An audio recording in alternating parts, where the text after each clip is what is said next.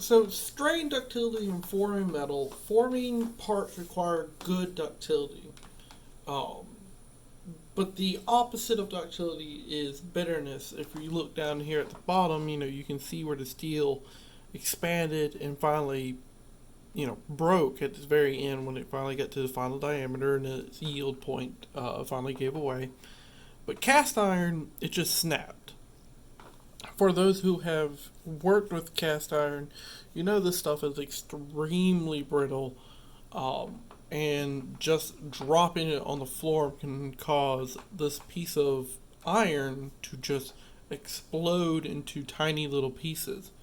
So, something like cast iron is not very ductile. It is extremely hard and very brittle. Um, Another thing to think about is that diamond is considered one of the hardest materials out there. Uh, but hardness and ductility typically fight each other. So it might be very hard, but it's not very ductile. That is actually why you can take a diamond, hit it with a hammer, and it shatters. Which one's harder? Well, the diamond's harder than the hammer, but because the hammer can kind of bend a little bit, it has a little bit of ductility to it because it is a tool steel, it shatters the diamond. So these are very, important things. And remember, ductility's opposite is brittleness. So the two do not line up nicely with each other. If it's very ductile, it's probably not as brittle, and if it's very brittle, it's not as ductile. Uh, let's talk about frame rails for a platform trailer. Uh, it got compressed right here where it got bent. Now, if you've ever seen something like copper get bent, it's very ductile, but when you've done your bend test and there's a problem, you've seen parts where it's ripped open. Rebar, if you've ever bent rebar, will just snap if you don't do the proper treatment to bend it. So certain metals can do it, certain metals can't. Uh, the frame rails for a platform trailers are made from heavy sheet metal. Metal on the outside corner is stretched like a tensile sample. Cracks can form with metal of insufficient ductility. So if it's not meant to be bent, it will start to crack.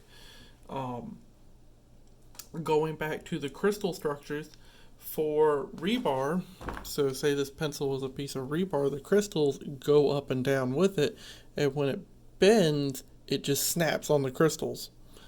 So it's very important to understand how a metal works and why it does the things that it does.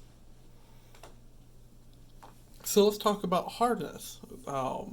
This is an indicator of tensile strength. Hardness testing is a quick substitute for a tensile test. It's not 100%, but it's close.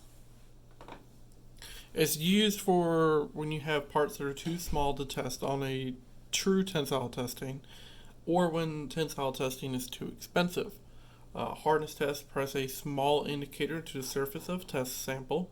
So it's like a little ball right here, and it goes straight to the metal, pushes down, and it'll leave a mark. And the depth of penetration determines the hardness of the metal. There's different type of styles. This one is the Rockwell hardness test. Um, Very common scales when it comes to that is B and C. So Rockwell B, which is HRB, or Rockwell C, which is HRC. Uh, HRB is for typical steel, and HRC is for hardened steels. So typical steel is like the pipe or the plates that we weld on. For hardened steels, your hammer, if you have a ball peen hammer, is a hardened steel. So you wouldn't use them at the same thing. Other specialized tests exist, including superficial hardness, which is small loads for thin sheet metal and at least small indications. So let's kind of talk about how the Rockwell test works. So the first thing is you got to get a prepared sample. Make sure it's nice and polished, that you have it, ready to go. You don't want to have slag on it. You don't want it to have a lot of mill scale. It should be polished to a good amount. Um, it's supported by an anvil and raised until it can contacts the penetrator. So it comes up. This is the penetrator. This is where it's at the bottom. There's your anvil, technically at the bottom. It applies a minor load, which then it reads. Then it goes to a major load, which it reads again. And if you notice, it got further down. And then the penetration depth is reported as a hardness value on the machine. So as far as it went down, that's when it starts to, start to give you what is happening, what the value of the hardness was, and what the machine is telling you it is.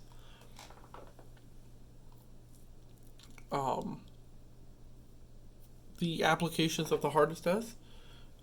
Many processes use hardness specifications.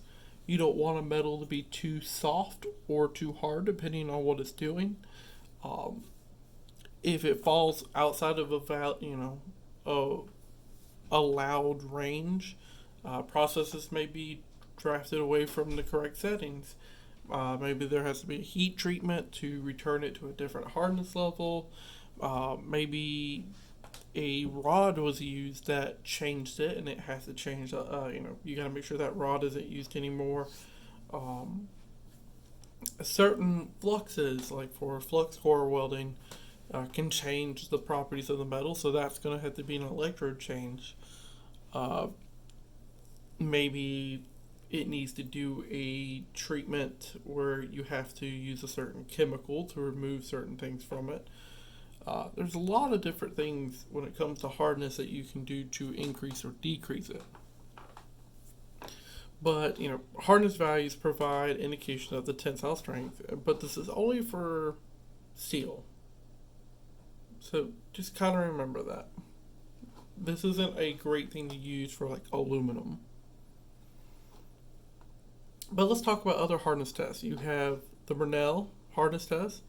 It uses larger spherical penetrator, average hardness over many grains in a coarse grain metals. The Victor test, which uses a pyramid-shaped diamond to make microscopic indications. And then the file hardness test. So this is literally where you just take a file and you run across it to see what it does. It's a very quick process, very inexpensive, but it's not 100% accurate.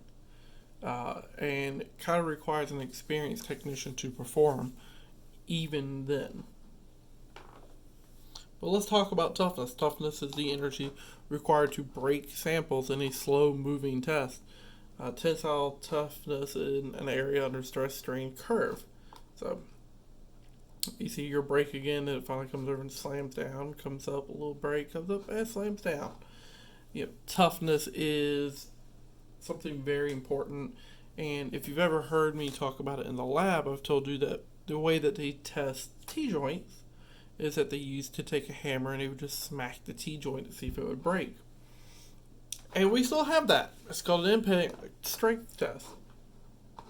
So the impact strength of the material is the energy required to break a sample. It's broken in a rapid, sharp blow. So it comes up, you have the anvil and the specimen right there, and this comes down and hits it. Impact strength test uses a swinging arm to break the sample, and the impact strength is the energy absorbed to break the sample. So if you have it, so far up, and when it drops, the strength of what it is going to change compared if you set it here or here or here, or if you went up from the very top and let it fully get a good swing in. You're looking at, well, if I swing from here, this is, it puts this much energy out. Will it break the piece?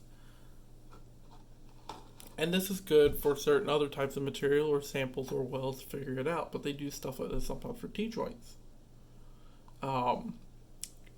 The Charpy and IZOD test samples. So you see that impact force right here. This one has an impact force that's coming from the back. The specimens are held differently, so Chappie is at the top and IZOD at the bottom. Sample is cut from metal stock. A notch is cut into one side, and the impactor strikes samples to break it through the notch. So it's actually trying to break it, and that's where they know Well, if it breaks at this so much pressure, then we're good. Or if it breaks too less or it breaks too more, then they need to change the properties. Remember, we were talking about ductility and brittleness. So, ductility is characterized by the plastic deformation before fracture occurs. So if you look right there, you see how it kind of compressed a little bit and it started to bend and go with it. While over here, these are two separate pieces. They just broke. And brittle fracture shows little or no plastic deformation. So you realize right here, it's not that noticeable. It's not that different. Like right here, yeah, there's a little bit of deformation showing a little bit of ductility, but then it finally just snapped. So a little bit more, very little. And that's the difference between the two. Compressive strength. Metal can be tested under compressive loads in elastic range. The modulars and stress strain curves are the same in compression and tension. So you see how tension went this way and compression went the other direction. You can kind of think of it as, tension and compression work together. They have a very equal same scaling and typically work, hand in hand. It's just that, like on a coin where you have heads and tails, tension and compression are just, two sides of the same coin. Tensile strength is used to estimate the compressive strength, and sample area might be adjusted for bulging. Next, we have shear strength. And this is where something just hits it and tries to cut it. For those who've gone into the back room when we made test samples or something like that, and we used the iron worker to cut your piece of metal, that is a shear. We are shearing the metal and cutting it to get your piece. It is a cutting process to shear metal. Several processes shear metal during production. Large cutting shears, die and punch. So if you're punching a hole into something, that is shearing process. A press must be large enough to shear metal. It must have the same strength. It has to have a lot of strength behind it because this is steel that you're cutting. There are ones that cut aluminum. There's ones that cut sheet metal and stuff like that. Those are fine. The iron worker, we're cutting up to right at half an inch thick metal with it. So it has to be extremely hard and extremely powerful. The very blades that we cut the metal on are tool grade, and while yes, they are a steel that we're cutting other steel on, you have low carbon steel versus tool steel. And one's shear strength and compressive strength and stuff like that is different from the other. So they all kind of work in hand. So you have two forces coming across, the punch comes down, there's not much room for anything to move, and it just slices it in half. Torsional and bending strength, this is one that, everybody here in the welding, life loves. Some metals are twisted during production. The amount of part that can twist without distortion permanently is determined by torsional strength. The bending strength, or when you're doing a bend test, is the stress a material can take before yielding when bent. When it comes to bend tests, we use it a lot to determine your root and face welds during an open root, maybe a closed root weld, to see how well you did it, if there was anything in there like slag or something. Just to go talking about it, the best type of testing when it comes to materials and welds are typically destructive welding, or destructive testing, because they show the true process and the true strength of what a part is going to do. The only problem is that once you've destroyed a piece of metal, it's gone. You can't get it back. But that is why it's the best test, because it shows if it handles it, it handled it. If it couldn't, it didn't. Once again, the equipment used for this has to be stronger than the metal that you're putting it in. If the metal is stronger, then the other parts will break. So this is very important to remember that. So, practical metallurgy, strength related properties of a platform trailer. Going back to that, excuse me. Different strengths must be considered during production: the shear strength, the torsional strength, or the bending strength. During use, there's an important. These are very important because the frame members must flex, but not permanently distort. You need to make sure that it's elastic, but not like plastic range, where you're going in and out. Think about the torsional strength. You wouldn't think that that would be that important on a trailer bed, but as any person who's been out there and driven a car or something like that, that uh, the torsional strength of the road, what's going to kind of relate to it is your roads are very bumpy. You might hit a speed bump, maybe you're on a hill and one part of the car is up or one part goes down or something like that. And that torsional strength starts to work with the change of how things are going to go. Bending strength obviously has its own properties that it has to work with. So, fracture and failure modes in modes and metals. This is critical parts are made for a fail-safe. Parts can be weakened during production. Understanding, common ways metals fail help avoid it. Ductile failure is preferred to brittle failure because ductile means that it lasted a while before it finally did it, while brittle just means it snapped. Brittle failures often occur along grain boundaries and surfaces. Intergranule failure is brittle and appears shiny since each grain surface reflects light. So you see how this kind of elongated, so that was more of your ductile one. And this one was very much more your brittle one because it's almost no deformation and it just snapped all the way across. And you can see a little bit of the shininess there. Fatigue failure. If you have a part that you've used and used and used and used for years, finally it just gives up. Failure due to repetitive or cycle loading. Stress levels can be well below the yield strength. So if it's been used for a long time, it can be below what it's been rated. Eventually, if you use it a bunch of times, it falls apart. After millions of flexing cycles, small cracks form, and then eventually what happens is that they'll grow, they'll touch, they get bigger, and then they eventually just fail, and then that piece snaps off.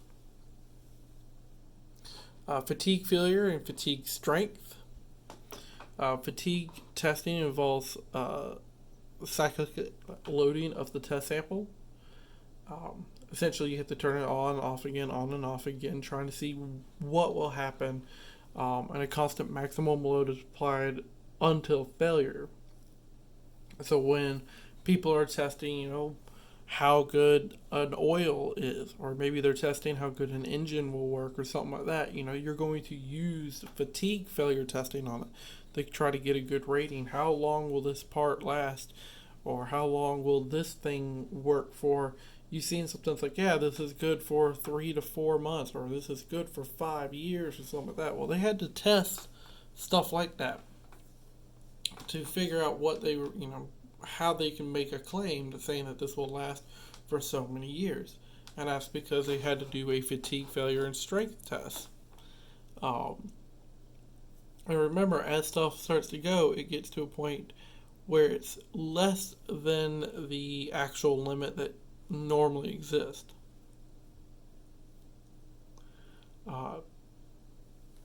Stress conjugate or concentration at notches.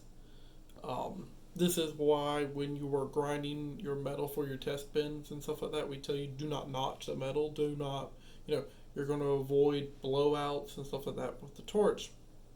Because a notch on a part can decrease the maximum safe load. It can decrease what is needed to bend it or to deform it or stuff like that. And machine cuts or accidental gouges, so machine cuts come from your grinder, accidental gouges from your torch, or undercut from welding. These are all notches and they're all bad for what you're doing. Notches should be avoided during production. The stress at every notch is already greater than just anywhere else. So it's already a point that wants to crack, it's where it wants to fail. That's why we very much are strong about, oh, you underfilled it, you have undercut and stuff like that, because it affects the metal greatly. Abrasive wear resistance. Wear resistance is the ability of metal to resist metal loss during sliding against another metal or material. If you think about when you're out there trying to, file on another piece of metal that's tool grade steel, you could be sitting there for a little while and nothing's going to happen compared to if you took a file to a piece of aluminum, you could almost cut the aluminum in half with it. So certain metals have better wear resistance, some don't.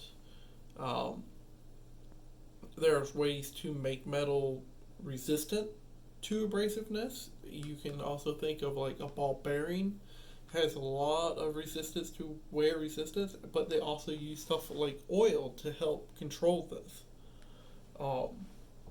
Polished surfaces typically have a good abrasive wear resistant, but once again, that depends on the material. How do you reduce that? You reduce the force used on the metal. You can use a layer of oil to separate the materials. Use raw materials whose surface atoms strongly adhere to themselves. So titanium nitrate coating is a good example. Like I was saying before, you could put stuff on top of metal to help you out. With the ball bearings, I was saying the oil to help control them. And if you're messing up the metals, maybe just like when you're MIG welding and you go and you set the rollers too much and it starts to compress the wire, maybe you need to reduce your pressure on what you're doing to help not deform it. You have something called metal to metal and metal to non-metal wear. Metal to metal wear has many names: scratching, scruffing, galing, scuffing, seizing, and fritting. If you think about when you drop a piece of metal onto another piece of metal, the two typically mess up each other and have a little dents and scratches and stuff like that. But if you were to drop a piece of metal on a piece of wood, you cut into the wood. But for those who've ever seen it, what's a metal to non-metal wear? Well, sandblasters. Sandblasters actually, when you're running there and you're trying to get the rust off or maybe the paint off of metal, you are throwing sand and compressed air at the steel, and it will eventually wear down the steel and tear it apart. Now, it will take a long time for it to do that. But these are things to think about, especially when, say, if you were a metallurgist and you were working out in the middle of the desert. For like the pipelines and stuff like that, this is a very strong concern because you have sandstorms, you have winds where it just picks up the sand and it's throwing it at the steel pipes that y'all are